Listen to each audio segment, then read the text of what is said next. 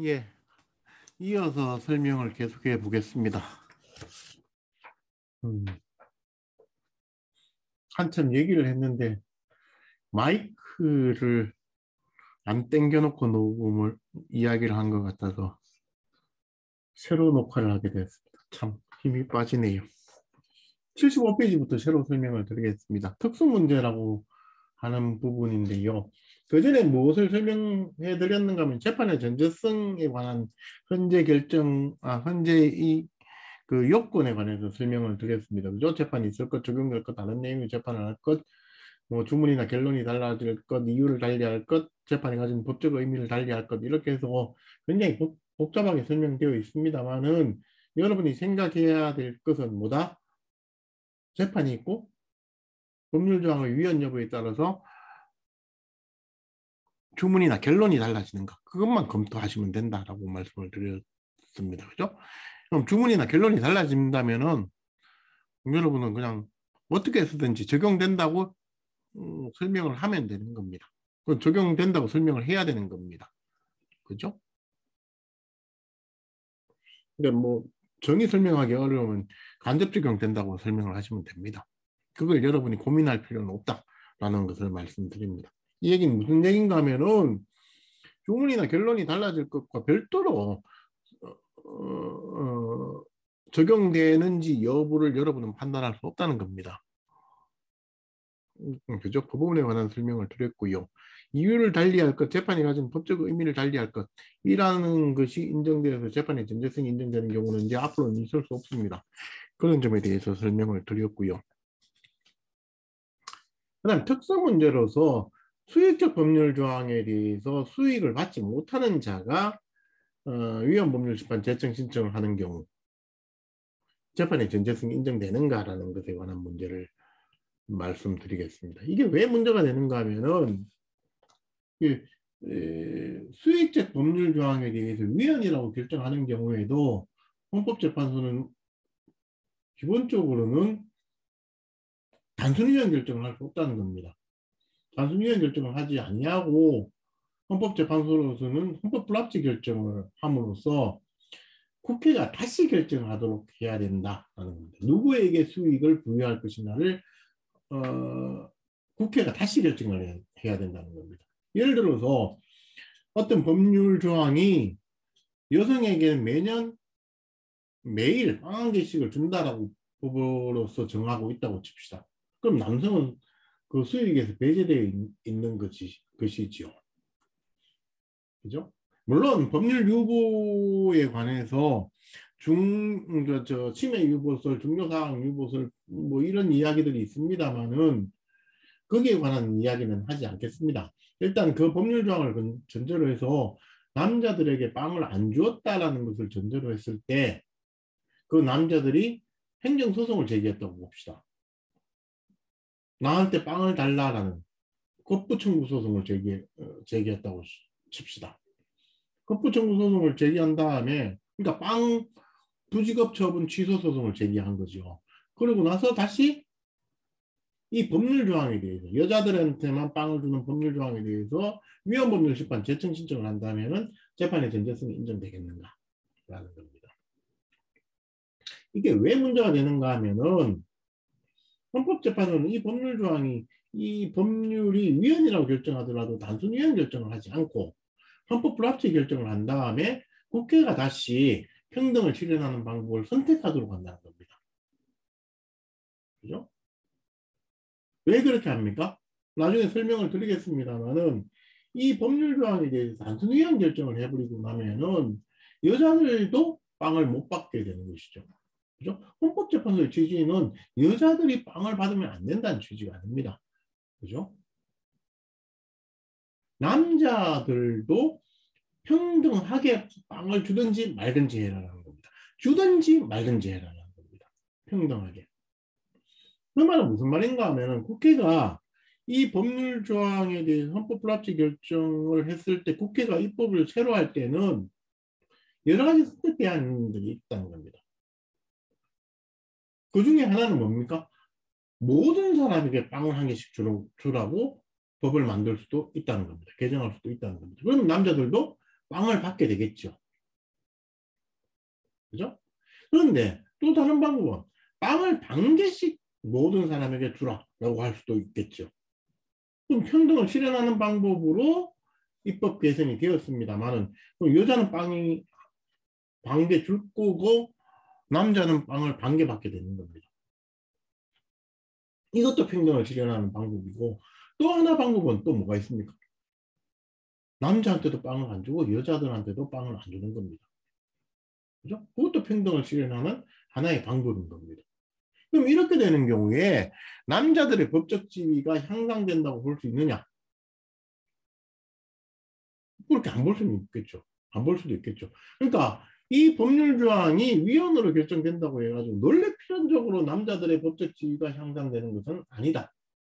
라고 보는 겁니다. 그렇더라도 헌법재판소는 법적 지위가 향상될 여지가 있다면은 그렇다면 재판의 전제성이 인정되어질 수 있다. 라는 것에 관한 내용입니다. 이 부분에 대해서 여러 가지 뭐 다른 이야기들을 이론적으로 할 수 있는 것들이 많긴 합니다만 오늘 강의로서는 이 정도만 설명을 드리겠습니다. 그 다음 여섯 번째 있는 것이 재판의 전제성 요건에 관한 심사인데요. 그죠? 이런 우리가 지금 이 문제를 다루는 전제는 뭔가 하면은 법원이 위헌법률 심판을 제청했다는 겁니다. 그럼 제청했으면은 헌법재판소는 별도로 독자적인 심사를 하기보다는 되도록 법원의 이유에 관한 법적 견해를 존중해야 할 것이다. 라는 겁니다. 법적 견해를 존중한다는 건 뭡니까? 법적 견해를 존중한다는 것은 헌법재판소가 보기엔 재판의 전제성이 인정 안 되는 것 같은데 싶어도 법원이 이미 그 위헌법률 심판 제청을 했으면은 그 견해를 존중해서 자기의 독자적인 판단을 하지 않는다는 겁니다. 그런데 여기 보면 단수에 뭐라고 했습니까? 다만 명백히 유지될 수 없을 때에만 이를 직권으로 조사할 수 있다라고 되어 있습니다. 사실 이렇게 되면은 앞에서 존중하는 한다 안 한다라는 문제가 별로 중요하지 않습니다. 어쨌든 헌법재판소는 법원의 위헌 제청을 각하할 수 있다는 것이죠. 중요한지 안 중요한지 명백한지 안 명백한지는 그렇게 뭐 일도 양단적으로 판단할 수 있는 게 아니거든요. 그래서 12쪽을 한번 보십시오. 12쪽을 한번 보시면은 헌법재판소는 상당한 정도로 법원의 위헌법률 심판 제청을 각하한 겁니다. 12쪽에 1048건의 위헌법률 심판이 있었습니다만은 그 중에서 75건이 각하되었죠. 이 75건은 법원의 위헌 제청을 각하한 겁니다. 무슨 이유로? 재판의 전제성이 인정되지 아니한다는 이유로. 그죠? 위헌법률 심판 제청 사건의 요건은 적법 요건은 딱 하나밖에 없죠. 재판의 전제성입니다. 그죠? 적어도 75건에 대해서는 헌법재판소는 법원의 견해를 존중하지 않은 겁니다. 그죠? 헌법재판소는 자기가 적법하지 않다고 보면 전제성이 없다고 보면 각하합니다. 그 다음에 헌법적 해명이라고 되어 있는 부분이 있는데요. 사실은 헌법적 해명뿐만 아니라 오화해서 반복 침해 가능성이라고 하나를 더 쓰십시오. 헌법적 해명 또는 반복 침해의 가능성. 헌법재판소는 재판의 전제성이 인정되지 아니하는 경우에도 헌법적 해명의 필요성이 있거나 반복 침해 가능성이 있으면 본안에 관해서 판단하겠다라는 할 수 있다는 입장입니다. 그죠? 위에 있는 판례 98, 헌바 79는 뭐 저는 좀 적절하지 않은 것 같아서 새로 교재를 고칠 때는 빼버릴 생각입니다. 밑에 있는 것처럼 헌법적 해명의 필요성이 있으면은 밑에 있는 것처럼 기녀에 필요하거나 당해 조항으로 인한 기본권 침해의 반복 가능성이 있으면은 권한에 관한 판단을 할 수 있다라고 설명을 하고 있습니다. 제가 좀 강조해서 드리고 싶은 말씀은 여기 오하라고 설명을 하고 있다는 겁니다. 그죠? 헌법적 해명의 필요성이 있거나 반복 침해 가능성이 있으면. 근데 사실 현재 결정들 중에는 반복 침해 가능성이 있고 헌법적 해명의 필요성이 있으면 이렇게 엔드로 연결하는 그 판례들도 적지 않게 있습니다만 주류적으로는 오하로 연결하고 있습니다.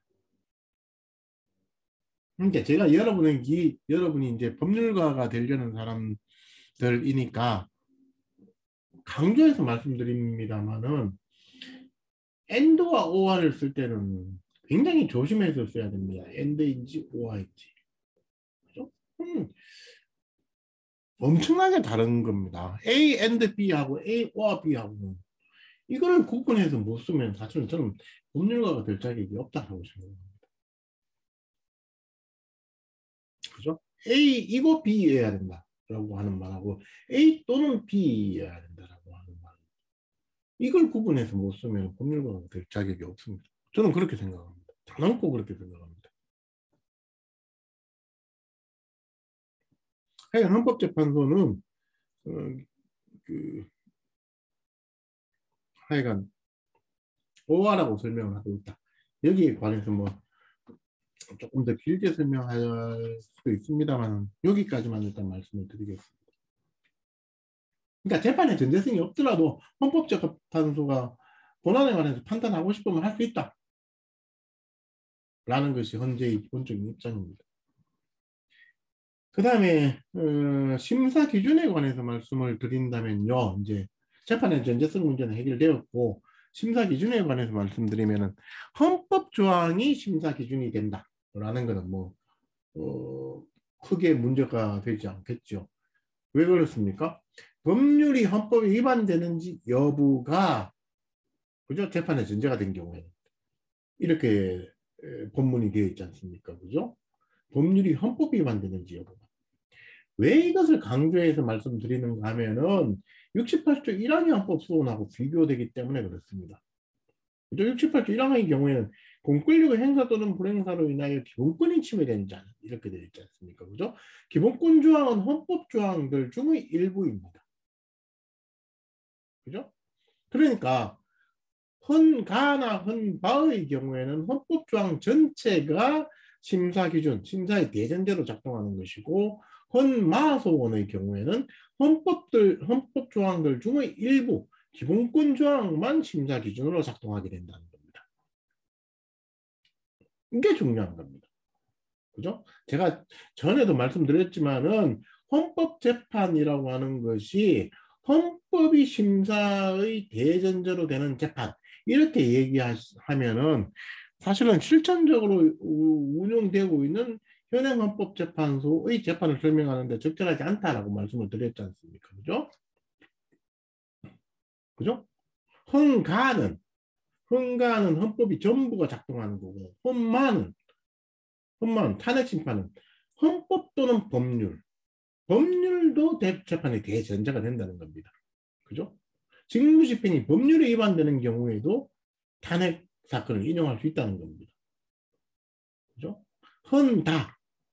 정당예산은 어떻습니까? 헌법 조항들 중에 딱 한 개의 경우 8조 4항만 심사 기준이 되는 겁니다. 그죠? 민주적 기본 질서에 위배되는지 여부만 심사 기준이 된다는 겁니다. 다른 조항은 정당예산 심판에 작동한다 안 한다? 안 한다는 겁니다. 그죠? 헌라의 경우에 권한쟁의는 거기도 헌법 또는 법률이 부여한 권한이 문제가 되는 겁니다. 법률도 작동한다는 겁니다. 그죠? 근데 헌마는 헌법 조항들 중에서 기본권 조항만 작동한다는 겁니다. 헌바는 헌가와 같이 헌법 전체가 심사의 대전제로 작동한다라는 겁니다. 그런 점에서 조금 생각해 볼 여지는 있다라는 말씀을 드립니다. 밑에 헌마와 헌바가 동시에 진행될 수 있다. 병합되어질 수 있다라고 하는 말씀을 드렸는데요. 그럼 병합되어 진행되는 경우에 그럼 어떻게 해야 되느냐?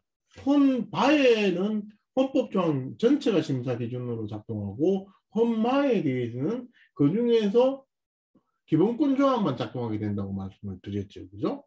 그럼 이 경우에 그러면 어떻게 하느냐? 문제가 되는 상황은 어떤 겁니까?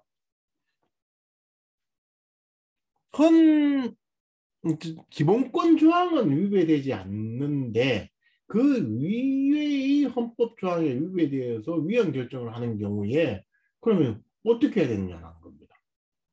하나의 방법은 헌마를 분리해가지고 기각하거나 각하하고 헌바만 인용하는 방법이 있겠죠.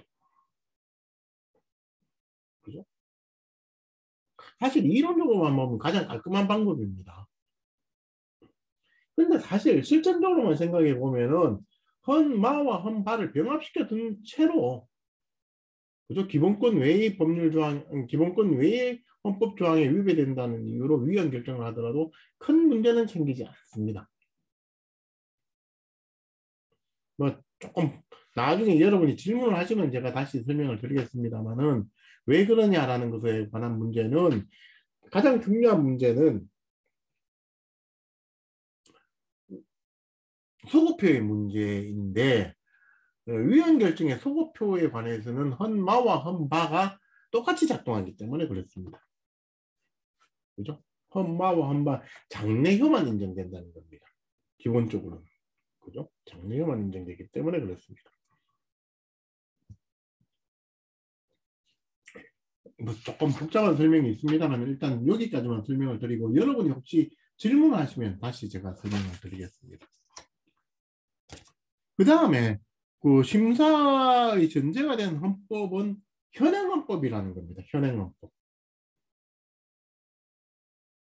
그 법이 운용되던 당시의 헌법이 아니라 현행헌법이 적용되어서 심사가 이루어진다는 겁니다. 이게 참 복잡하고 좀 어려운 얘기입니다만은 긴급조치 사건 때문에 이게 쟁점으로 되었습니다. 긴급조치는 유신헌법 때 있었지 않습니까? 유신헌법을 전제로 해서 긴급조치가 발동되었는데, 그죠? 그게 이제 현재 긴급조치의 위헌 여부가 현재 문제가 되었을 때, 그럼 어느 법을 적용해야 돼? 어느 헌법을 적용해야 되느냐라는 겁니다. 어느 헌법을 적용해야 된다는 겁니까? 헌법재판소는 현행헌법을 적용해야 된다는 겁니다. 사실 여러 가지 이게 조금 문제가 될 소지들이 있는 것이죠. 그러니까 여러분이 조금 더 심각하게 생각해서 언뜻 생각해 보면은 긴급조치가 운용되던 당시의 헌법이 적용되어서 위헌 심사가 이루어져야 되는 거 아니냐라는 생각을 해볼 수도 있다. 그렇기 때문에 중요하다는 겁니다. 그렇지 않고 현행헌법이 적용되어서 위헌 심사가 이루어져야 된다라고 하였다는데 이 판례의 특유성이 있는 겁니다. 그렇죠? 한번 생각해 보시길 바랍니다. 예를 들어서 그런데 사실은 유신헌법 당시에 긴급조치가 운용되었으면은 그 접근성, 위헌 여부도 그 유신헌법을 전제로 해서 판단돼야 되는 거 아닌가라는 생각을 저는 해볼 수가 있고 그것이 타당한 면이 있다고 생각을 합니다. 긴급조치에 대해서 대법원도 위헌이라고 결정을 했다는 점에 대해서는 말씀을 드린 것 같은데요. 대법원은 원칙적으로 당시의 유신헌법을 적용해서 위헌이라고 했었습니다. 유신헌법을 적용해서 보더라도 위헌이다. 라고 했습니다. 유신헌법을 적용해서 위헌이다. 그런데 이제 대법원도 그렇게만 말해놓고 조금 미흡한 점이 있다고 보았던지 현행헌법을 적용해 보더라도 위헌이다. 라는 얘기를 부원했습니다. 그죠? 대법원은 유신헌법을 적용해서 위헌이다. 그죠? 그런데 현행헌법으로 보더라도 위헌이다. 이렇게 얘기를 했다는 겁니다. 그런데 헌법재판소는 현행헌법으로 심사를 해야 되고 현행헌법에 위반되어서 위헌이다. 이렇게 결정을 했습니다. 이게 다릅니다.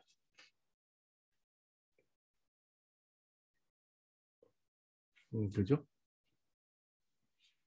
저기 80페이지에 제 표현으로 뭐 조금 뭐 공격적입니다만 매우 동의하기 어려운 판시다라는 밑에 부분을 한번 읽어보십시오. 혹시 문제가 되면 여러분이 한번 저한테 질문을 하시기를 바라고요. 필요하면 그때 제가 여러분한테 한번 물어보도록 하겠습니다.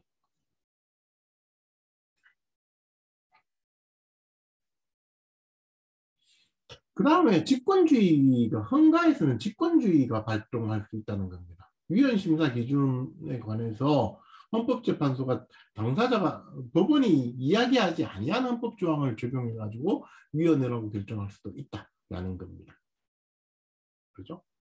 이거는 뭐하고 연결되어 해서 생각해 보시면 좀 좋겠다고 보는가 하면은 법원이 위헌법률심판 제청을 하는 경우에 당사자의 유불리와 관계없이 할 수 있다는 겁니다. 당사자의 유불리와 관계없이. 그죠? 어떤 A란 당사자가 위헌법률심판 제청 신청을 했는데 가만히 생각해 보니까 그 위헌 결정을 하게 되면은 그 제청 신청인의 법적 지위가 나빠질 수도 있는 경우인데도 그 당사자가 모르고 재청 신청을 했어요. 그런 경우에도 법원은 위헌법률 심판을 제청할 수 있다라고 하는 겁니다. 그러니까 그 위헌법률 심판 제청 절차는 법률의 위헌 여부를 문제 삼아서 다투는 절차이지 누구에게 유리하다 불리하다라는 것과는 무관하다는 겁니다. 그죠? 이 점에 대해서 조금 생각해 보시길 바랍니다. 헌법소원심판 청구서를 제가 예시를 하나 드러놨습니다만은 양식을 한번 잘 살펴보시길 바랍니다. 청구인 이렇게 돼 있고 당해 사건 위헌법률심판 제청 신청이 기각돼 가지고 당사자가 헌법재판소에 직접 헌법소원심판 청구를 하는 경우에 써야 될 양식입니다. 소원 청구서의 양식입니다. 당해 사건 대전지방법원 뭐 9단 53 자동차 운전면허 취소 처분 취소 이렇게 되어 있습니다. 그러니까 이 당해 사건을 표시할 때 반드시 대전지방법원을 써야 됩니다. 제가 자주 뭐 드리는 얘기입니다만은 이 꼬표 9단 53호 사건은 전국에 수십 개가 있을 수 있습니다. 각 법원마다 별개의 9단 번호가 있습니다. 그죠? 그러니까 대전지방법원의 9단 53호다. 그죠? 이게 왜 중요합니까? 나중에 75조 7항에 따라서 재심을 청구할 대상 사건이 될 가능성이 있습니다. 그죠? 그래서 이 사건 번호를 기재해 두는 것이 중요한 것이고 또 재심을 청구할 사건을 특정한다는 의미에서 반드시 대전지방법원이란 말이 들어가야 됩니다. 그죠? 이걸 안 쓰면 부산지방법원 사건인지 대구지방법원 사건인지 광주지방법원 사건인지 지원 사건인지 모르는 겁니다. 청구 취지는 도로교통법 93조 1항 11호는 헌법 위반된다는 결정을 구합니다. 이렇게 쓰시면 된다는 것이고요. 그죠? 기억해 놓으셔도 위헌법률심판 제청 신청서는 도로교통법 93조 제1항 제11호에 관하여 위헌법률심판을 제청한다라는 결정을 구합니다. 라고 써야 됩니다. 그죠? 그리고 그 신청서는 누구에게 낸다? 어디에 낸다? 법원에 내는 겁니다. 그죠? 그죠? 그 재청 신청이 기각된 경우에 이거는 어디에 내는 겁니까? 헌법재판소에 내는 서면입니다. 그죠? 이 법률 조항에 대해서 위헌이라는 결정을 해달라라는 취지의 청구서를 쓰는 겁니다.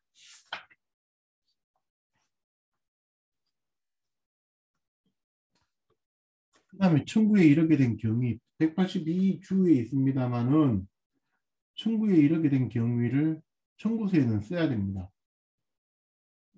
가장 중요한 이유는 뭡니까? 기록이 헌법재판소를 따라가지 않기 때문에 헌법재판소는 당해 사건이 어떤 내용인지를 파악할 수 없습니다.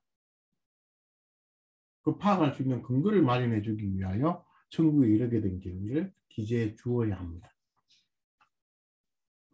그다음 재판의 전제성, 뭐 청구 위반 변호사 관계주의에 관한 설명을 해야 되겠죠. 여기까지가 적법요건입니다. 그 다음에 로마자 3부터는 본안에 관한 문제입니다. 그죠? 그 다음에 우리 적법요건과 관련해서 청구 서류를 한번 보시면은 위헌법률심판 제청 신청이 기각되고 나서 68조 2항의 소원을 제기할 수 있다고 우리가 설명을 드렸지 않습니까? 그죠? 그러니까 위헌법률심판 제청 신청을 했다가 기각되었을 것 하는 것이 뭐다? 위헌법률심판 헌바 사건, 68조 2항의 헌바 사건에 있어서 요건입니다. 그죠? 재청 신청을 하였다가 기각되지 아니한 사람이 68조 2항의 소원을 제기하면 그 자체가 부적법 사유로 된다는 겁니다. 그죠? 그러므로 재청 신청을 했는데 기각되었다는 사실을 증명하는 첨부 서류가 반드시 있어야 된다라는 겁니다. 세 번째, 판결문이 있습니다만 판결문은 꼭 필요적인 것은 아닙니다. 꼭 있어야 되는 건 아닙니다. 있으면 붙여달라는 겁니다. 왜? 판결이 없을 수도 있거든요.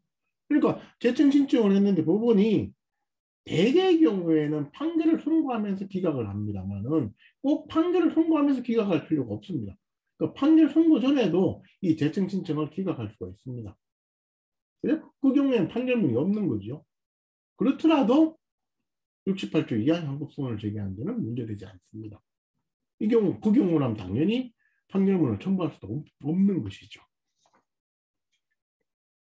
송달정명은 위헌재청 신청 기각 결정문이 송달된 날짜를 특정하기 위한 겁니다. 그죠? 이건 청구기간을 지켰는지를 확인하기 위해서 필요한 겁니다. 그죠? 위임장은 변호사 관계주의를 지켰는지를 증명하는 서면입니다. 그죠? 그리고 맨 끝에 한번 보십시오. 헌법재판소 비준이죠. 이 서면은 어디에 내는 서면이다? 헌법재판소에 내는 서면이다. 그죠? 위헌법률심판 재청 신청서는 어디에 내는 서면입니까? 법원에 내는 서면입니다. 그죠? 그러니까 어디 있습니까? 우리 43페이지 이하를 보시면은 쭉 44페이지 맨 밑에 뭐라고 되어 있습니까? 대전지방법원 행정부 기준 이렇게 되어 있죠. 그죠? 요 양식이 조금씩 다릅니다. 그죠?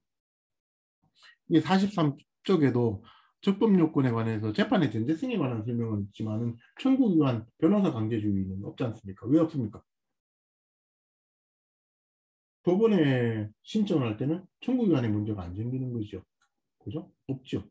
재판 계속 중인 상태이기만 하면 되는 겁니다. 그죠? 그럼 변호사 강제주의도 적용 안 되는 거죠.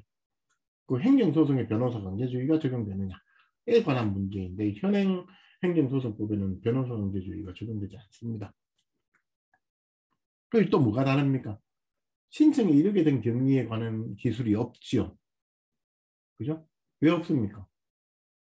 본안사건 기록을 당해 법원이 가지고 있지 않습니까? 그죠? 그러니까 뭐 당해 신청에 이르게 된 경위는 그 법원이 잘 알고 있으니까 따로 설명할 필요가 없다는 겁니다. 그죠? 그 다음에 본안에 관해서는 신청 사건이나 위헌법률 헌바소원 사건이나 기재될 내용은 기본적으로는 같습니다.